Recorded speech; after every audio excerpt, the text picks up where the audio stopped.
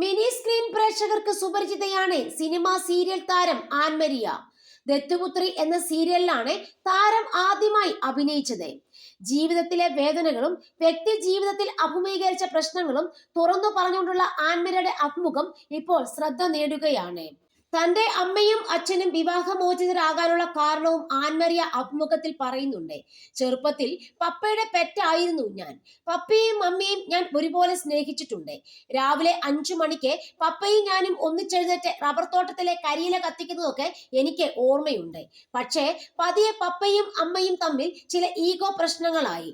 പപ്പയ്ക്ക് മമ്മിയെ സംശയമായി. ഞാനൊരു 4ാം ക്ലാസ് എത്തുന്നത് വരെ പപ്പയെക്കുറിച്ച് നല്ല ഓർമ്മകളുള്ളൂ. പിന്നീട് പപ്പയുടെ സ്വഭാവം തന്നെ മാറി. ഇതിനിടയ്ക്ക് എൻ്റെ ജീവിതത്തിൽ എനിക്ക് മറക്കാൻ പറ്റാത്ത വലിയൊരു സംഭവം ഉണ്ടായി. അതെന്താണെന്ന് എനിക്ക് പറയാൻ പറ്റില്ല. ആ സംഭവം കണ്ടുകൊണ്ടാണ് ഞാൻ സ്കൂളിൽ നിന്നും വരുന്നത്. ഒരു സെക്കൻഡ് വൈകിയിരുന്നെങ്കിൽ എൻ്റെ അമ്മ ചിലപ്പോൾ ഇല്ലാതായേനെ. എന്തിനാ എനിക്ക് ഇങ്ങനെ ഒരു അപ്പൻ, എന്തിനാ മമ്മി ഇങ്ങനെ ഒരു ഭർത്താവ് എന്ന് ഞാനാണ് മമ്മിയോട് ചോദിച്ചത്.